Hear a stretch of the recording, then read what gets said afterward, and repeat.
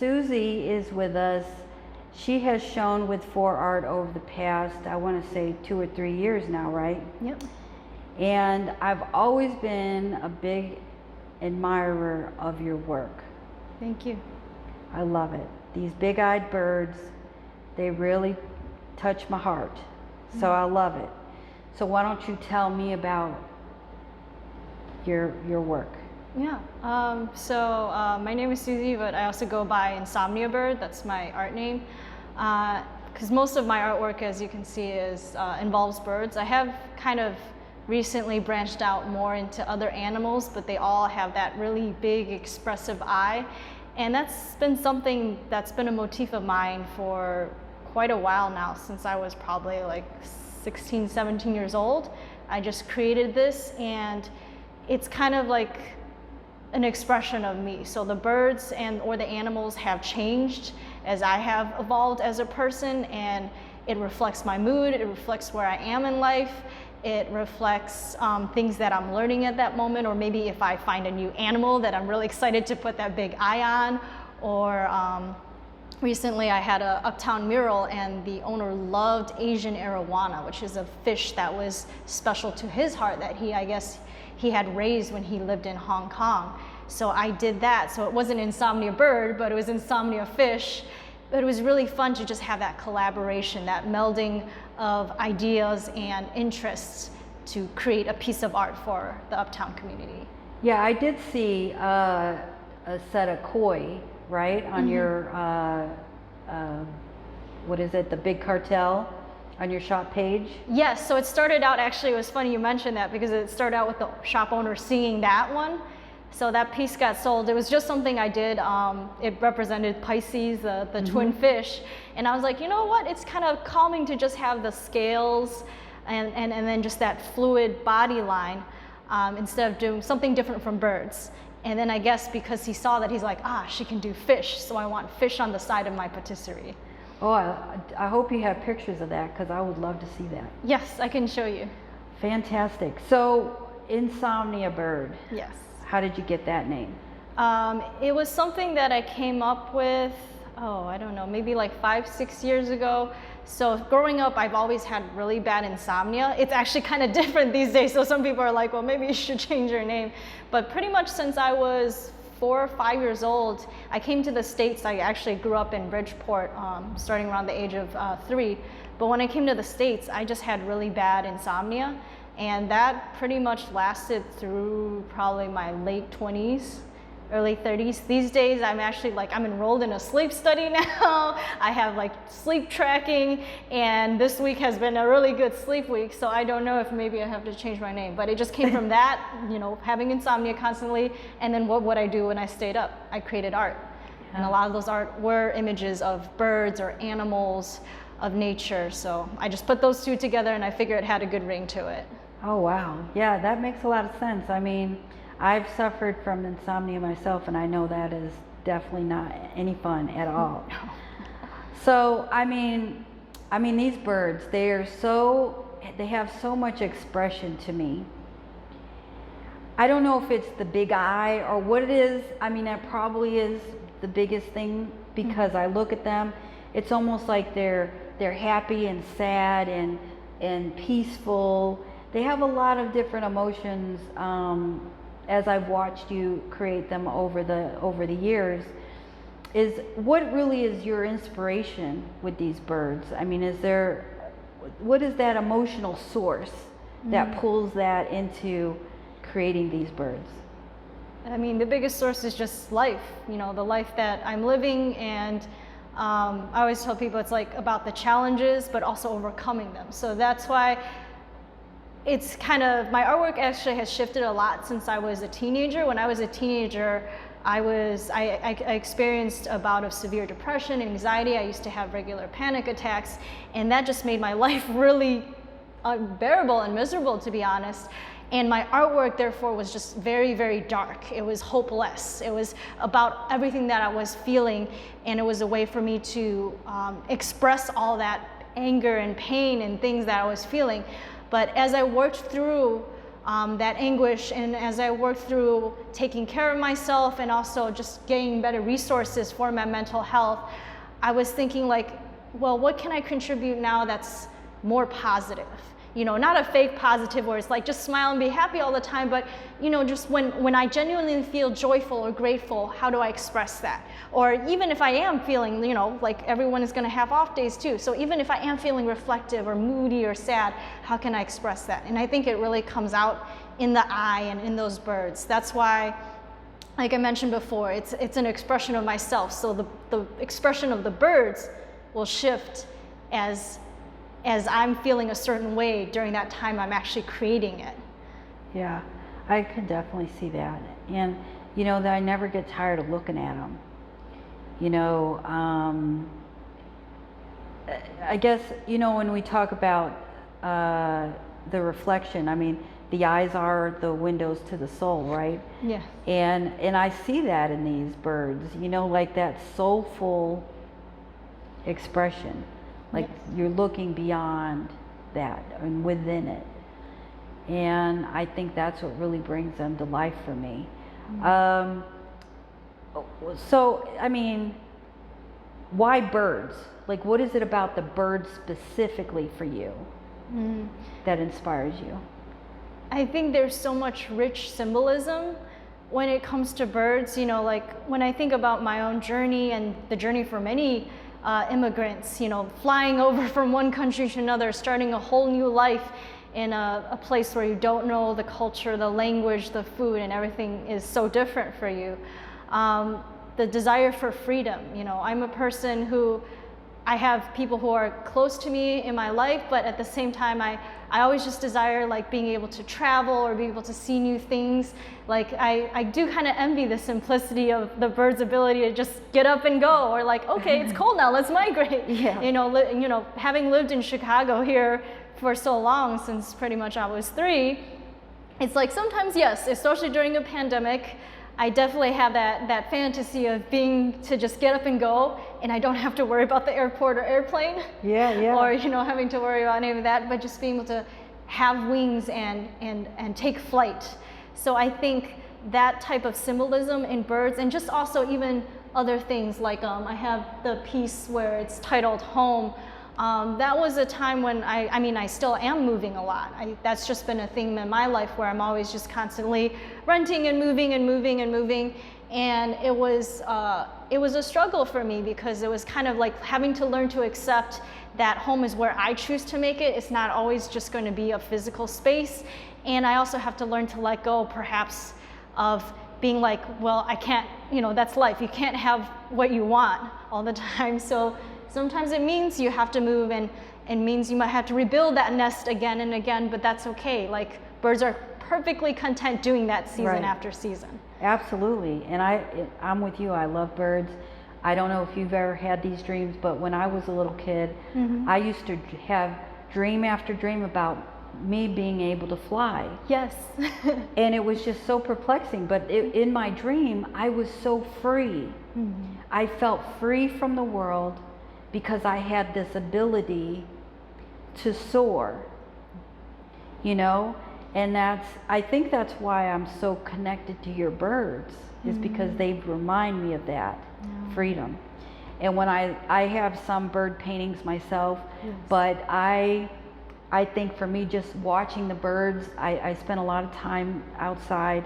I like to watch birds. That is what you see, is you see this complicit freedom, peacefulness, you know, I mean, if we could be birds, you know, if we could just, for a day or two, once a month, let's just be birds, you know, and have that freedom and peacefulness. And the other day, when we had the heat wave, I put the sprinkler out for a little bit because I know the birds, they need water, and I put it out so part of it would go on the sidewalk. And here comes these birds, and they just were so happy to take a bath, get some, you know, cool off. And that just made, I could care less about the plants. I was just overwhelmed just to be able to let them have a bath, a shower, cool off, you know, and to see them dancing in this water was just amazing. That made my entire day, you know, just to see that. So that's what nature does, you know. And how is it for you? What kind of things do you need to escape to find that sort of balance between real life and that sort of tranquility? I think for me, I definitely need nature. So I need the outdoors, whether it's you know, just walking to a nearby park, or if I'm able to get away. You know, I was able to go hiking in Shawnee National Forest, and just Bullfrog, I think it's Bullfrog Lake down by LaGrange. So I will take hikes here and there, because nature is just, it's just a wonderful refuge from everything. It makes you feel so small, which I think is good for humans to feel, and just get to have that shift in perspective, where it's like, even if you're bogged down by all these problems, like scientifically it's already been proven, like nature just helps calm you down. It activates your parasympathetic nervous system, slows your breathing, it helps you to just live in the moment, because that's all that's in front of you. You and your surroundings. There's nothing else that's trying to grab for your attention. Like nowadays, you know, the news, social media, this and everything's trying to grab for your attention and your focus.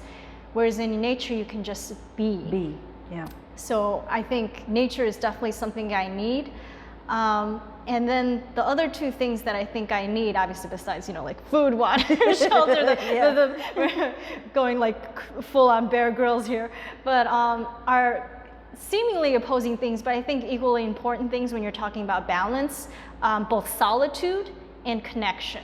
So like when I say solitude, I'm not being like, oh, I'm like just like hermiting myself, or I'm feeling lonely or anything. Solitude, I think, is a really great, it's the artist state, right? When you are creating and you're just in your own thoughts or your own inspirations, or maybe when you're out in nature, you are comfortable being in your own body, your own mind at that moment. So that for me is very important, to have that solitude.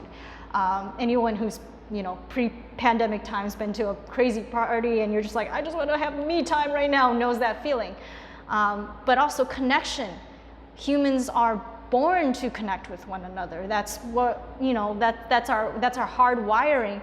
And to want to reach out and learn each other's stories, to feel like we're not alone in our experiences or our thoughts and feelings. I think that's very important as well, and especially during the pandemic, we've seen that, the unfortunate lack of it, or people, you know, trying to find other ways to connect has been very evident.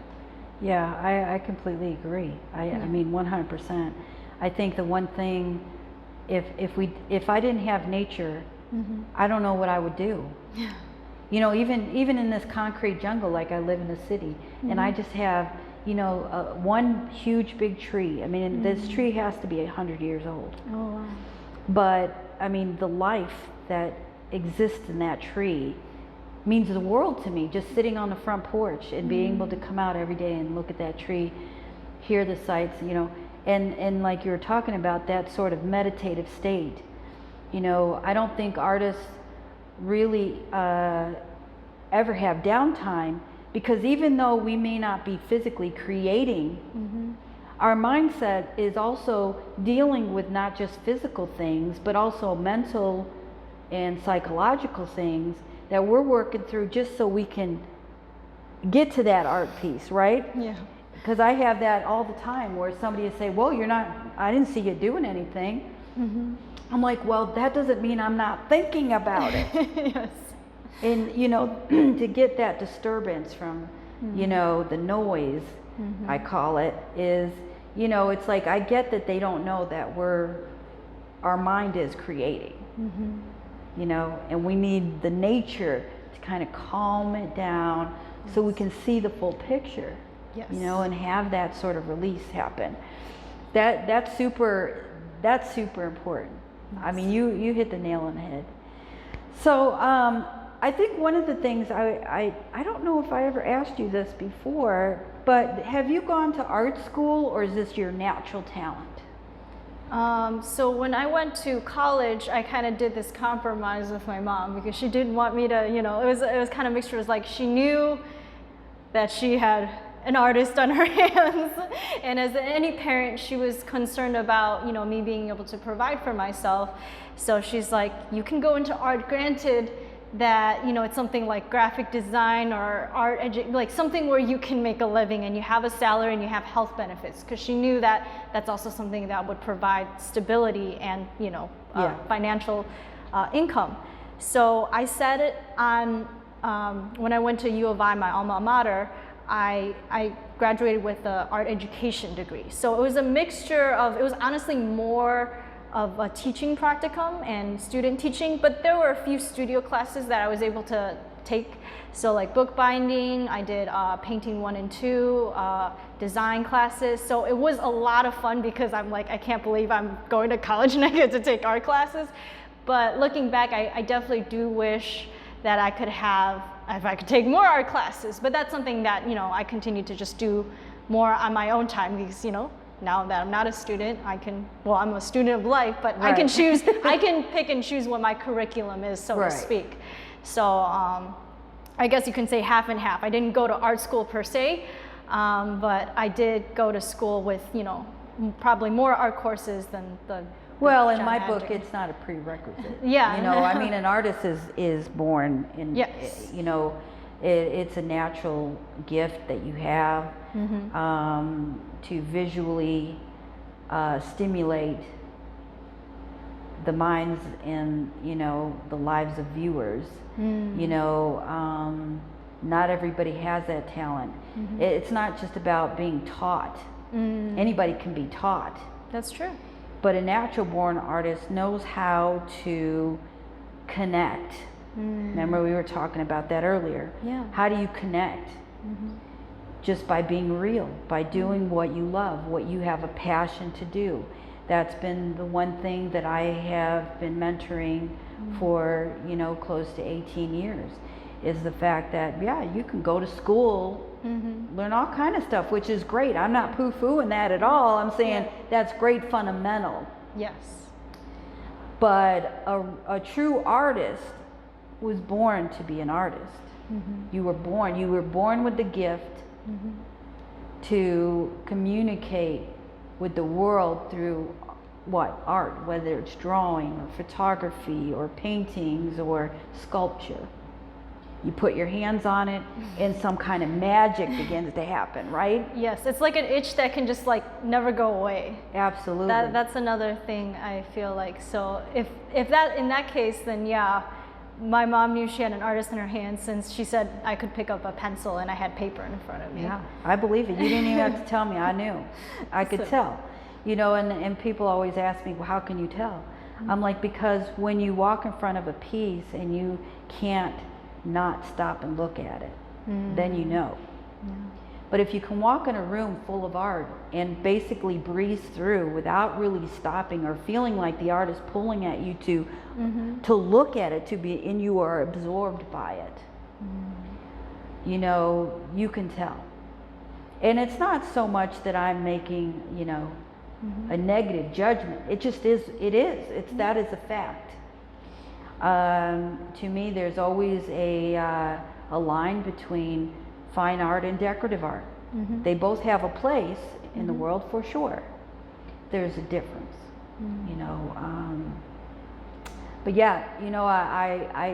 I definitely see that in your work, Susie. And I'll tell you, I'm always a big advocate to keep people like you creating. Thank you. No matter what in life comes your way, I hope you will never stop painting and drawing and sharing your birds or fish, whatever that is, whatever you decide to do with the world, because, they need to see it. They need to be a part of your world, your creative world, because it does move people. Okay? So everybody, we're going to, I'll put in the descriptions links to Susie's website and her shop page, which is Big Cartel, right? And I guess what I'd like you to leave the audience with is, for artists out there, what is your big advice for them from your experience as an artist? One thing that you would give somebody advice about. I'd say so far that I found the most comforting and helpful in my journey is that, you know, that saying that real knows real. So when you go out there and you're creating, you're going to meet all sorts of people, and as Robin and I were discussing, it's unfortunate, but in the art world, it's really big, and there's a lot of naysayers or cynics or people who just want to put you down, and they're not really there for the love of art or for the love of that community. But you will find, and you will find those people who uplift each other, who encourage each other to create art, who support your style. They're not asking you to change anything about who you are. They take you for who you are. They accept your art for what it is, and they're just there along for the ride just as you are. Find that group of people and keep them close to you, because then they're gonna be your friends, your supporters, and when times get tough too, it's like, even if you've got nothing else, you've got a group of friends you can turn to, and whether it's online at Zoom or at a drink and draw outdoors during a pandemic, you can still create together, and that is invaluable. You are absolutely right, and Susie, we gonna be friends forever, and I know that you are gonna continue to do your thing, because it's part of you. It's part of you, you can see it. And just FYI, and this is also news to our viewers as well, is the fact that we are going to do some outdoor discussions. Okay. Oh, wow. So I would love to invite you to also come to, if you can, yes, you know, come out and join us, because we're just going to be artists talking about, you know, we'll pull like a topic out and we'll just kind of discuss it, because I think it's important per our own points of views, because we're all going to have a different point of view to share with other artists, you know, based on a certain topic. And one of the places I would love to go, and I don't know if you've been there lately or at all, but the Morton Arboretum. Oh, that's a beautiful space. They have a beautiful sculptures up. I forget what the artist's name is, but I'm actually going to go back there because I want to photograph some more of the sculptures there. But they have a lovely place for people to sit, an outdoor area. And I would love for us to go out there one day and just sit out in nature and talk about art and stuff. Yes, I would love to join. Yes, and awesome. I love to see the outdoor art exhibit as well, because I've been meaning to. Yes, you definitely have to. It's overwhelming. I love it. It's beautiful. It's a beautiful. The artist, I wish I remember his name, but for some reason it just escapes me. But I will put it in the description, because I think everybody should go see that if they're here in Illinois. But I know that he shows in a lot of places. I think. Oh, okay. I want to say that he's even showing internationally. Oh, wow. But the sculptures are huge. Yes, the scale and like you said, the beauty, because I saw, I think, a billboard or something of it. Doesn't do it justice. It doesn't. The forms just look amazing. That's why I'm excited to go see them in person. Susie, I know we can talk forever. Yes. All right, guys, I'm sorry, but we're going to cut this short. It's not really short, because this is probably the longest interview that I've done so far, but that's great, because a lot of stuff has come out, and I think that's awesome. Okay, guys, well, thank you so much for watching. Please remember to subscribe and share with your friends, and if you like this video, please give us a like. If you have any comments or questions you'd like to ask Susie, please put it down in the comments. Thank you, guys. Thank you, Susie, for coming by. Thanks, Robin, for having me. All right. Thank you. Bye-bye. Bye, Susie. Bye.